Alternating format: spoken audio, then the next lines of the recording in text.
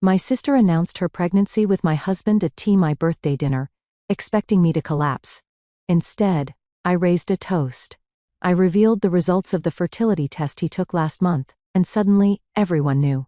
The thing about revenge is that it tastes better when served with a smile. That's what I kept telling myself as I sat at the head of the table in LeBlanc, surrounded by the people I thought I could trust most in the world. My name is Andrea, and this was supposed to be my 30th birthday dinner. The crystal glasses caught the light just so, making the expensive champagne sparkle like tiny stars. My husband René's hand rested possessively on my shoulder as he raised his glass. "To my beautiful wife," he said, his voice carrying that hint of charm that once made me weak in the knees. "Happy birthday, darling." My sister Rose shifted in her seat, her perfectly manicured fingers fidgeting with her water glass. She hadn't touched her champagne, which should have been my first clue if I hadn't already known what was coming. Actually, Rose interrupted just as everyone was about to drink. "I have an announcement to make." My mother Linda beamed, already knowing. Of course, she knew. She always knew everything about Rose first. "I'm pregnant." Rose's voice rang out across the private dining room. The silence that followed lasted exactly 2 seconds before she added the punchline. "And René's the father." I felt René's hand tighten on my shoulder, not in guilt, but in preparation for my reaction. They all expected hysteria, tears, maybe even a scene. The restaurant staff hovered nervously at the edges of the room. I took a slow sip of my champagne. "That's interesting," I said, my voice steady. "Very interesting indeed." "Andrea," my mother started, her tone already taking that scolding edge she'd perfected over the years. "Don't make a scene." I smiled, reaching for my purse. "Oh, I wouldn't dream of it, Mother. In fact, I have my own announcement to make." I pulled out a cream-colored envelope. "You see, I've been wondering why René and I couldn't conceive for the past 3 years." Rose's triumphant smile faltered slightly. René's hand left my shoulder. "Andrea, this isn't the time," he said quietly, warning in his voice. "Actually, it's the perfect time." I unfolded the medical report with careful precision, because according to Dr. Matthews at the fertility clinic, my dear husband has what they call azoospermia. 0 sperm count. I looked directly at Rose. In layman's terms, he's completely infertile. The sound of Mary's fork clattering against her plate echoed through the room. Rose's face drained of color so quickly, I thought she might faint. That's impossible," she stammered. "The test must be wrong." "That's what I thought too," I said, pulling out a second envelope. So I had him tested again. Different clinic, different doctor, same result. I smiled at René, who had gone completely still beside me. "Would you like to see the dates, darling? Both tests were from last month." "You had me tested without my knowledge?" René's voice shook with anger. "Oh, like you've been so honest with me?" I turned to face him fully. 3 years of trying. 3 years of you telling me maybe I was the problem. 3 years of watching you comfort my sister through her visits while I cried myself to sleep. Linda stood up abruptly. "This is absolutely inappropriate." "No, Mother. What's inappropriate is your precious Rose fucking my husband, and then trying to pass off someone else's baby as his." I stood up, gathering my purse. "So here's what's going to happen. I'm going to walk out of here with my dignity intact. And you too," I look between Rose and René, "can figure out how to explain to everyone why you lied." "That test." René grabbed my arm as I turned to leave. "It was wrong, wasn't it?" I leaned in close enough to smell his cologne, the same cologne I'd smelled on Rose's jacket last month. "Oh no, darling." I double-checked. Twice. I pulled my arm free, and I have so much more proof where that came from. As I walked toward the door, Rose's voice cracked behind me. "Andrea, wait. I can explain." I paused at the doorway, turning back one last time. "Save your explanation for your baby's real father, Rose. I'm sure he'd love to hear it." The last thing I saw as I left was Mary pulling out her phone. No doubt already dialing everyone in her considerable social network. By morning, everyone would know, and that was exactly what I wanted. Because revenge isn't just about exposing lies. It's about watching them scramble to piece together a truth they can't possibly explain. And I was just getting started. 6 weeks earlier, I was sitting in my home office when the first real evidence landed in my lap. Not the subtle signs I'd been ignoring, the lingering hugs, the inside jokes, the way Rose's visits always coincided with Renee's work-from-home days. No. This was an actual email accidentally left open on our shared iPad. "We need to be more careful," Rose had written. "A is getting suspicious." I stared at those words until they burned into my retinas. A, not Andrea, not sister, just A, like I was some obstacle to be managed. The next morning, I called Angela. "I need you to meet me for coffee," I said, "and I need you to not ask questions until we're face to face." 20 minutes later, we sat in a corner booth at Cafe Luna away from prying ears. "Show me again," Angela said, squinting at the email on my phone. This could mean anything, right? Look at the timestamp. 11:47 p.m. Why is my sister emailing my husband at midnight? Angela's face hardened. "What are you gonna do?" "First, I'm going to visit Dr. Matthews." I stirred my untouched coffee. Remember how Renee insisted on handling all the fertility appointments? How he always came back with vague explanations about keeping trying? You think he was lying about the results? I think I'm done letting other people tell me what's true. Dr. Matthews' office was exactly as I remembered, sterile, professional, with that faint smell of antiseptic that all medical offices share. The receptionist recognized me immediately. "Mrs. Jensen, we haven't seen you in months. I need copies of all our test results," I said. "Everything you have on file for both me and my husband." She hesitated. "Usually, Mr. Jensen handles all the paperwork." "I'm aware. But as his wife and patient, I have a legal right to access our medical records." I smiled, channeling Rose's sweet manipulation tactics. Unless there's some reason I shouldn't see them 15 minutes later, I sat in my car, hands shaking as I read through the files. My results were normal, had always been normal. But Renee's, there were no results, no tests, nothing. He never took them, I told Angela later that day. 3 years of trying, and he never once got tested. "That bastard," Angela whispered. "But why?" "Control," I said simply. As long as we were trying, he had an excuse for everything. My depression, just hormone treatments. My suspicions, baby stress. My isolation, doctor's orders to avoid stress. I pulled out my planner, the one Renee always teased me about keeping instead of using my phone. So I made an appointment, told him it was a romantic dinner, had him drink champagne laced with sleeping pills. Angela's eyes widened. "Andrea, don't worry, perfectly safe dose. Just enough to make him sleep deeply while the clinic ran their tests." That's when I got the first results. And the second test, same method, different clinic. I needed to be sure. I closed my planner, but that's not even the interesting part. Last week, I saw Rose at the same fertility clinic. She was leaving just as I arrived for the second test results. Angela leaned forward. "You think she's actually pregnant?" "Oh, I know she is. She's been avoiding wine at family dinners, making excuses about antibiotics." I pulled out my phone showing Angela a series of photos. "She's also been meeting someone, not Renee." The photo showed Rose outside a cafe, then getting into a car. The driver's face was clear in one shot, a handsome man with dark hair. "His name is Ricky," I said. "Her ex from college.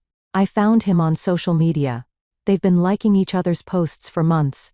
So the baby might not be Renee's at all. She's probably using their affair to trap him. Make him leave me." I laughed, but there was no humor in it. The irony is, she doesn't know he can't father children. He's been lying to her too. Angela reached across the table, squeezing my hand. "What's your plan?" I pulled out an invitation, cream-colored, elegant. "My birthday dinner. I'm going to let them make their grand announcement. Let them think they've won." My voice was steady, cold, "and then I'm going to destroy everything they thought they knew." "Andrea," Angela said softly, "this isn't just revenge. This is nuclear." I met her eyes. "They didn't just betray me, Angela. They made me doubt my sanity, my worth, my ability to be a mother." I tucked the invitation back into my bag. "I don't just want revenge. I want implications, destruction, accountability. And after?" "After?" I smiled, thinking of the apartment I'd already leased, the lawyer I'd contacted, the evidence I'd gathered. "After, I'm going to build a life so good they'll choke on the ashes of what they lost." The restaurant erupted into chaos after I left. Through the glass doors, I heard Rose's shrill voice. She's lying. She has to be lying. I made it halfway to my car before Mary caught up with me, her heels clicking rapidly on the pavement. Andrea, wait. She grabbed my elbow, her voice low. I always thought something was off about Rose. The way she'd hang around René's office parties. Always touching his arm, laughing too loud at his jokes. You knew? I suspected, but I didn't want to see it. Mary glanced back at the restaurant. What are you gonna do now? Now? I'm going home to pack a bag. When I pulled into our driveway, René's car was already there. I found him pacing in the kitchen, phone in hand. Where have you been? I've called you 6 times. I walked past him to the bedroom, pulling out the suitcase I'd hidden in the back of my closet weeks ago. Andrea, stop. We need to talk about this. He followed me, hovering in the doorway. That test. There must be some mistake. We can get another opinion. 3 years, I said, not looking at him as I packed. 3 years of watching me blame myself, take medications, go to therapy, all while you were fucking my sister. It wasn't like that. Then what was it like? I finally turned to face him. Explain it to me, René. Explain how you could watch me cry every month when my period came, knowing you couldn't get me pregnant even if you wanted to. His phone buzzed. Rose's face flashed on the screen. You should answer that, I said, zipping up my suitcase. Sounds like your girlfriend needs you. Where are you going? Away from you. My phone vibrated as I drove. Rose had sent a series of messages. We need to stick to our story. She's bluffing. Answer me. You're ruining everything. I turned off my phone and drove to Angela's house. She was waiting on her porch with a bottle of wine and 2 glasses. Mary called, she said as I sat down. Apparently, Rose had a complete meltdown after you left. Started screaming about how you've always been jealous of her. I took a long sip of wine. Remember 2 months ago when I said I saw Rose at the fertility clinic? Yeah. I did more than just see her. I pulled out my phone and opened a photo. I followed her inside. The image showed Rose talking to a nurse, her hand resting on her still flat stomach. She was there for a prenatal appointment, I said. But get this, she used her old insurance card, the one from when she was still with Ricky. Angela's eyes widened. Her ex? The same ex she's been secretly meeting for coffee. I showed her another photo, Rose and Ricky outside a cafe, his hand on her lower back. I found his profile. He's been posting cryptic messages about second chances and unexpected blessings. Holy shit. Angela grabbed her laptop. Let me look him up. While she typed, my phone lit up with a text from Mary. René's telling everyone you're having a mental breakdown. Rose is backing him up. Found him. Angela turned the screen toward me. Look at his social media. There it was. A hidden folder on Ricky's profile. Photos of him and Rose from various dates over the past few months, carefully untagged, but not deleted. The timestamps, Angela pointed out. These are from right around when she would have gotten pregnant. My phone buzzed again. This time it was my mother. Andrea, she said when I answered, her voice tight with anger. What you did tonight was unforgivable. What I did? What about what Rose did? She's your sister, and now she's carrying your husband's child. I cut her off with a laugh. No, mother. She's carrying someone else's child and trying to pass it off as René's. But don't worry. I'm sure that won't affect her status as your perfect daughter. You've always been jealous of her. No, I said quietly. I've always been your scapegoat, but not anymore. I hung up as Angela discovered something else. A comment Ricky had left on one of Rose's photos from a holiday party 4 months ago. Best night of my life. Andrea? Angela said slowly. You need to talk to him. I nodded, already composing an email. Oh, I plan to. But first I need to make a few calls, starting with René's company. What are you going to tell them? I smiled, thinking of the financial documents I discovered while searching for evidence of the affair. The truth that their VP of finance has been falsifying reports, and that's just the beginning. Because revenge isn't just about exposing lies. It's about pulling every thread until the whole tapestry unravels. I met Ricky at a quiet coffee shop downtown, far from my usual haunts. He was already there when I arrived, fidgeting with a paper cup, looking exactly like his photos, handsome in that boy next door way that Rose had always preferred.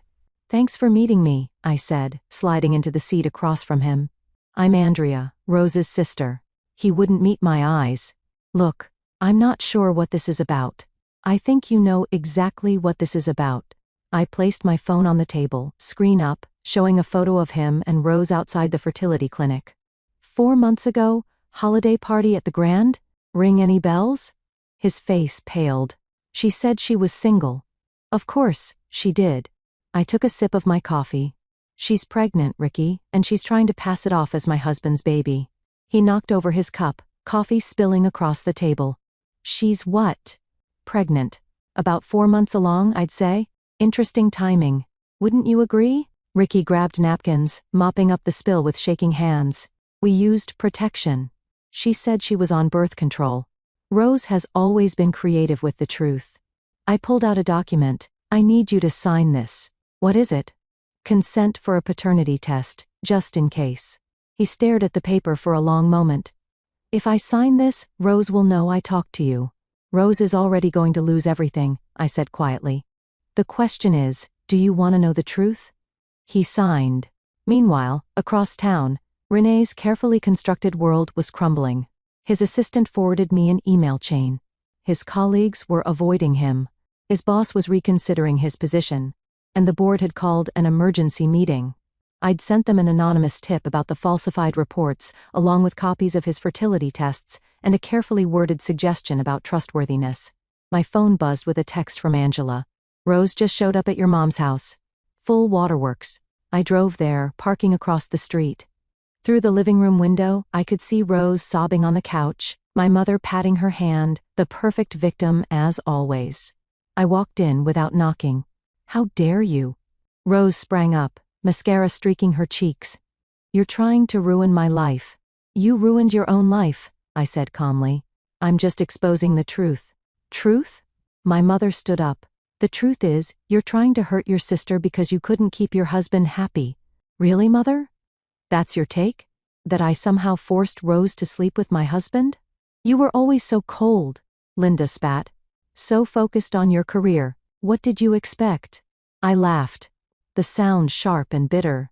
I expected my sister not to be a whore. I expected my husband not to be a liar. I expected my mother to have a spine. Get out! Rose screamed. Get out of my house. Your house? I raised an eyebrow. You mean the house Renee bought for Mom using money he embezzled from his company? That house. The color drained from both their faces. What are you talking about? Linda whispered. Oh, you didn't know. Renee's been cooking the books for years, using company money to fund his little projects, including this house. I smiled. The board is meeting right now to discuss it. My phone pinged. An email from the testing facility. Paternity result, match confirmed. Ricky Bowen. Perfect timing, I said, opening the attachment. Would you like to know who really got you pregnant, Rose? She lunged for my phone, but I held it out of reach. Don't worry. Everyone will know soon enough. I'm sure Ricky will be thrilled to hear he's going to be a father. You bitch. Rose swung at me, but I stepped back. You're lying. Like you lied about the baby being Renee's? Like you lied about being on birth control with Ricky? Like you've been lying your entire life? Linda grabbed my arm. Stop this. Stop it right now. I pulled free. No, Mother. I'm done stopping. I'm done being quiet. I'm done watching Rose destroy everything she touches while you clean up her messes. I'll deny it, Rose said, her voice shaking. No one will believe you. They already do. I headed for the door, pausing in the doorway. By the way, Renee's company just called. They're freezing all his assets, including this house. You might want to start packing. As I walked to my car, I could hear Rose's screams through the open window. But for the first time in my life, they didn't make me feel guilty. They made me feel free. The family brunch was my idea. I sent out a group text suggesting we all meet to talk things through civilly. Angela thought I was crazy, but she didn't see my smile when everyone agreed. I chose the country club, neutral territory with plenty of witnesses. More importantly, it had an excellent audio-visual system for presentations. Rose arrived first wearing a flowing dress that highlighted her small baby bump. She'd clearly been crying, but her chin was lifted in defiance. I'm only here because Mom insisted, she said, sliding into her seat. Of course you are. I smiled watching the others file in. My mother, Mary, Renee, even a few extended family members who'd heard about the drama. Andrea, Renee started. Can we talk privately first? Oh, no, darling. Everything I have to say, I'll say in front of everyone. Once everyone was seated, I stood up, smoothing my dress. I want to apologize for my behavior at my birthday dinner. Rose's face lit up with vindication. My mother nodded approvingly. I shouldn't have exposed your lies so abruptly, I continued. I should have been more thorough. Before anyone could respond, I pulled out a remote and clicked it. The club's large TV screen flickered to life. What is this? Rose demanded. This, I said, is the paternity test results I received yesterday. The document appeared on screen highlighting the match between Ricky and Rose's unborn child. Congratulations, sister. Ricky's going to be a daddy. The room erupted. Rose jumped up, knocking over her water glass. You can't do this. I already did. I clicked again. Photos of Rose and Ricky appeared. Their secret meetings, the fertility clinic visits, the holiday party. You remember Ricky, don't you, Renee? Rose's ex who she was sleeping with while trying to trap you. Renee stood up so fast his chair fell backward. You told me he was out of the picture. She tells everyone what they want to hear, I said calmly. Just like you told me I was the reason we couldn't have children. Andrea, stop this immediately. My mother's voice shook with rage. Why? Because it's embarrassing? Because it ruins your perfect image of your perfect daughter? I clicked again. Bank statements appeared on screen. Speaking of ruined images, let's talk about how Renee paid for your house, Mother. Linda went pale. What? Company funds, I explained. Embezzled, of course, along with the money he's been funneling to Rose for her pregnancy needs. Though I suppose sleeping with 2 men at once can get expensive. Rose lunged at me, but Mary caught her arm. Don't, Mary warned. You've done enough damage. Me? Rose screamed. She's the one destroying everything. No, Rose. You destroyed everything the moment you thought you could take what was mine. I turned to Renee. By the way, your company's legal team wants to meet with me tomorrow. Something about being a material witness? Renee sank into his chair, head in his hands. His carefully constructed world was crashing down around him. You've lost your mind, my mother said, but her voice wavered. Actually, I finally found it. I clicked one last time. A video began playing. Rose and Renee in his office, planning how to tell me about the pregnancy, planning how to break me. How did you get that? Renee demanded. You really should change your email password, darling, and check your office for recording devices. I gathered my purse. Oh, and Rose? Ricky's lawyer will be contacting you. Something about fraud and emotional damages. I'll deny everything, she hissed. With what proof? The paternity test is legally binding. The financial records are clear. The video speaks for itself. I smiled. But please, try to deny it. I'm sure the media would love to hear your side. The media? Rose's voice cracked. Did I forget to mention? Mary's been live streaming this whole conversation to her social media. Say hi to your followers, Rose. Mary held up her phone, still recording. Rose's face crumpled as she saw the comments flooding in. You thought you loved center stage, I said softly. How's the spotlight feeling now? My phone buzzed. Renee's company calling again. I answered on speaker. Mrs. Jensen, this is Howard from legal. We need to discuss some irregularities in your husband's financial documentation. Of course, I said, watching Renee's face drain of color. I'll bring everything I have to our meeting tomorrow. I hung up and faced my shattered family one last time. I'd love to stay and chat, but I have a meeting with my lawyer. Divorce papers don't file themselves. As I walked out, I heard Rose collapse into sobs, my mother's frantic attempts to comfort her, and Mary's quiet voice still narrating to her followers. But I didn't look back. I didn't need to.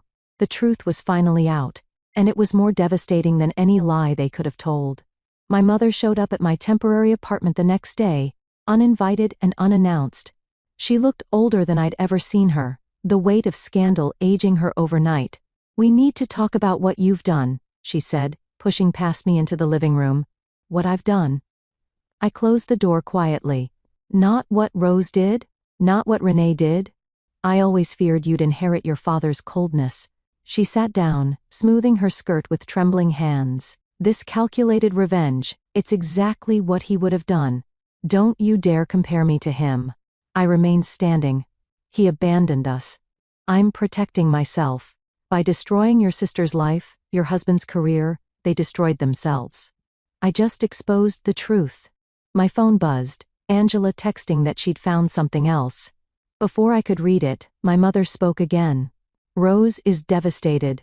She can barely eat, barely sleep. Like I did for 3 years, I cut her off while she was sleeping with my husband, while you were helping her hide it. Linda's face went white. I never save it. Mary told me everything. The girls' lunches where you helped Rose plan how to tell me, the money you helped her hide. I pulled out my phone, showing her the transfer records. Did you think I wouldn't find out? I was trying to protect the family. No. You were protecting Rose, like always. I sat across from her. Tell me something, Mother. When did you stop loving me? Don't be dramatic. Was it when Dad left? When I refused to play the perfect daughter role? Or was it when I started succeeding without your help?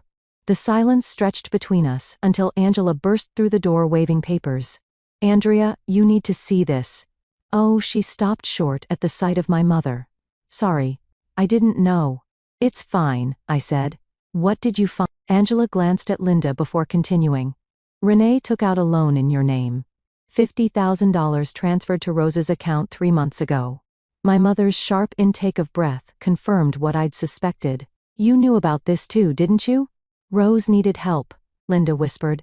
The fertility treatments, the prenatal care, the fertility treatments she didn't need because she was already pregnant by someone else.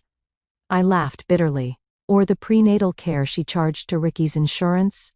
Angela handed me the loan documents. There's more. The bank is investigating fraud. They froze in all joint accounts. Good. I turned to my mother. You should probably warn Rose. Her credit cards might stop working soon. Linda stood up, swaying slightly. You're going to regret this vindictiveness. No, Mother. I regret the years I spent trying to please you. I regret believing Rose could change. I regret trusting Renee. I opened the door, but this I'll never regret. After she left, Angela poured us both a glass of wine. You okay? I stared at the loan documents, feeling the weight of years of deception. No. But I will be. My phone rang. Rylan, my lawyer. Andrea, we need to meet now. An hour later, I sat in his office listening as he laid out the extent of Renee's financial fraud. It's worse than we thought, Rylan said, spreading documents across his desk. He's been embezzling for years, using company funds for personal expenses, falsifying reports, and the loan he took out in my name. We can prove fraud. Your signature was forged. He leaned back. The company wants to press charges. They're asking for your cooperation. I thought about Renee's smug face every time he dismissed my concerns, about Rose's triumphant smile at my birthday dinner, about my mother's constant defense of their betrayal. What do you need from me? Everything. Emails, texts, financial records. Rylan smiled grimly. They want to make an example of him. Good. I pulled out a USB drive because I have everything. That night, alone in my apartment, I finally broke down. Not over losing Renee. That pain had dulled to nothing more than wounded pride. Not over Rose's betrayal.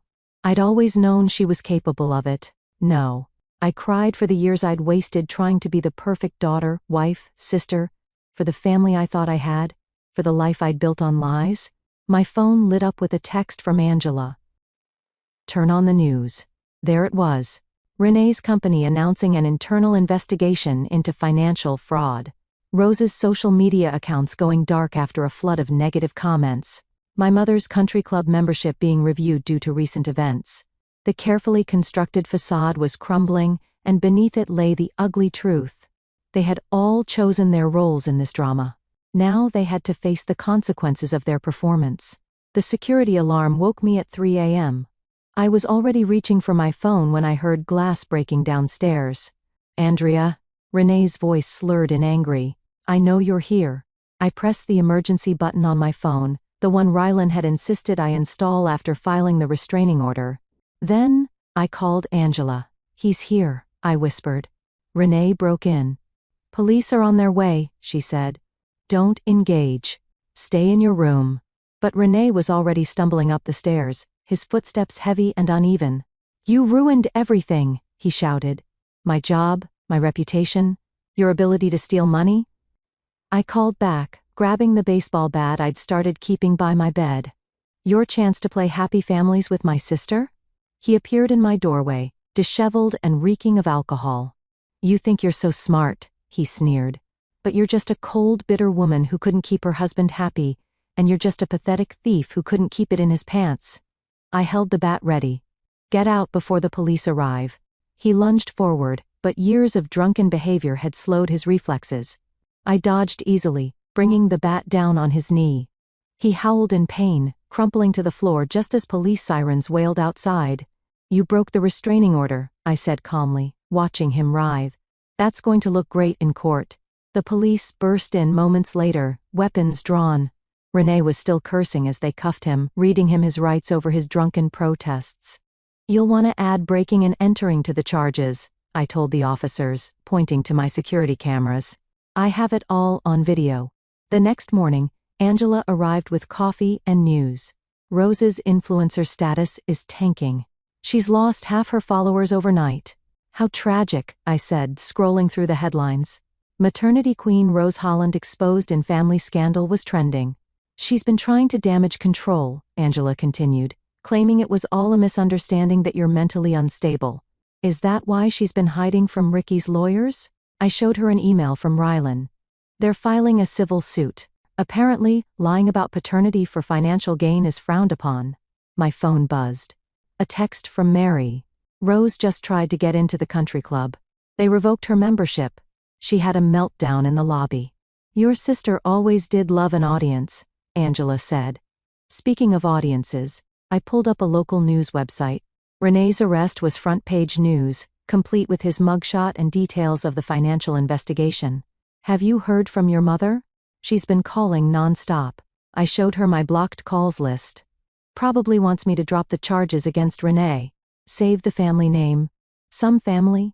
I decided to end this chapter where it began. At the cafe where I'd first seen Rose meeting Ricky. She was already there when I arrived, looking smaller somehow, her designer clothes replaced with plain maternity wear. Come to gloat? She asked as I sat down. No. I came to give you this. I handed her a gift bag. She opened it cautiously, pulling out a pacifier wrapped in newspaper clippings about her scandal. Her face crumpled. Why are you doing this to me? Because you need to understand something, Rose. I leaned forward. This isn't about revenge anymore. It's about consequences. Every choice you made, every lie you told led to this moment. I never meant yes. You did. You meant to steal my husband. You meant to pass off another man's child as his. You meant to destroy my life. I stood up. But here's the thing about destruction, Rose. Sometimes it rebounds. I hate you, she whispered, tears streaming down her face. No. You hate yourself, and that's not my problem anymore. I dropped a manila envelope on the table. By the way, Ricky's lawyers asked me to give you this. They're seeking full custody once the baby's born. Her sob followed me out of the cafe. But I didn't look back. I didn't need to see her pain to know it was real. My phone buzzed one last time. A message from Rylan. Renee's pleading guilty to all charges. The company wants to settle. 7 figures. I smiled, thinking of the new life waiting for me. The freedom I'd fought for.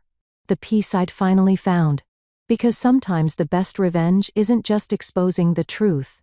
It's watching karma do its work while you walk away clean. The moving truck pulled away from my new apartment, leaving me alone in a space that was finally completely mine. Sunlight streamed through floor-to-ceiling windows, warming the hardwood floors. No traces of Renee. No echoes of Rose. Just peace. My phone buzzed. Angela arriving with housewarming wine. This place is gorgeous, she said, taking in the view of the city. How does it feel? Like freedom. I uncorked the bottle. Did you see the news about Renee's sentencing? 8 years seems light considering what he stole. The money wasn't the point. I handed her a glass. It was the lies, the manipulation, the way he made me doubt myself for years. Speaking of manipulation, Angela pulled out her phone. Rose had her baby yesterday. I know. Ricky's lawyer called me. I smiled. DNA test was done immediately. He's filing for full custody, given her unstable behavior and history of fraud. Your mother must be thrilled. Wouldn't know. Haven't spoken to her since she tried to bribe me to drop the charges against Renee. I sat on my new couch, running my hand over the soft fabric. She chose her side. Now she can live with it. The doorbell rang. Mary, carrying a plant in a thick envelope. Thought you might want to see this, she said, handing me the envelope. Renee's sister sent it. She found these while cleaning out his office. Inside were photos. Me and Renee in happier times, family gatherings, holidays. At the bottom was a letter from Rose to Renee dated 3 years ago. She's too focused on her career, too cold. You deserve better. We deserve better. They were planning this for years, I said quietly. And now they have nothing, Mary replied. Renee's in prison. Rose lost her baby to Ricky. Your mother's house is being seized as part of the settlement. Karma's quite the architect, Angela mused. My phone lit up with a text from Rylan. Settlement check cleared. You're officially a very wealthy woman. What will you do with it? Mary asked. Already done. I showed them my laptop screen, a confirmation email for a major donation to a fertility support organization. They help women who've been manipulated or abused during fertility struggles. Taking something ugly and making it beautiful, Angela said softly. That's the thing about revenge, I replied. It's not about destroying others. It's about rebuilding yourself. The doorbell rang again. This time, it was a delivery. A large package from the fertility clinic where I'd first discovered Renee's lies. Inside was a letter. Dear Miss Jensen, we were moved by your story and your donation. We'd like to offer you our services free of charge whenever you're ready to start your own family on your own terms. Are you going to? Angela asked. Maybe. But not because I need a baby to be complete, not because society expects it, only if and when I choose. I walked to the windows watching the sunset paint the city gold. Behind me, Angela and Mary chatted about dinner plans, their voices warm and genuine. Real friendship, not the fake support my family had offered. My phone buzzed one last time. Rose calling from an unknown number. I declined the call and blocked it. You know what I learned from all this? I said, turning back to my friends. They expected me to collapse, to break down, to need their version of love so badly I'd forgive anything. But you didn't, Angela said. No. Instead, I built myself a balcony to watch them fall. I raised my glass. To karma. To karma, they echoed. Later that night, alone in my new home, I found one last photo at the bottom of the envelope. Me as a child smiling fearlessly at the camera. Before Rose's manipulation, before Renee's lies, before my mother's conditional love, I pinned it to my mirror. A reminder not of what I'd lost, but of what I'd found. My strength, my worth, my voice. Because sometimes the best revenge isn't just watching your enemies fall. It's rising so far above them that they become nothing more than a cautionary tale in your success story. I took one last look at the city lights before closing my curtains. Tomorrow would bring new challenges, new opportunities, new chapters. But tonight, in this space I'd carved out of their destruction, I was finally completely at peace. Not because they'd lost everything, but because I'd found myself.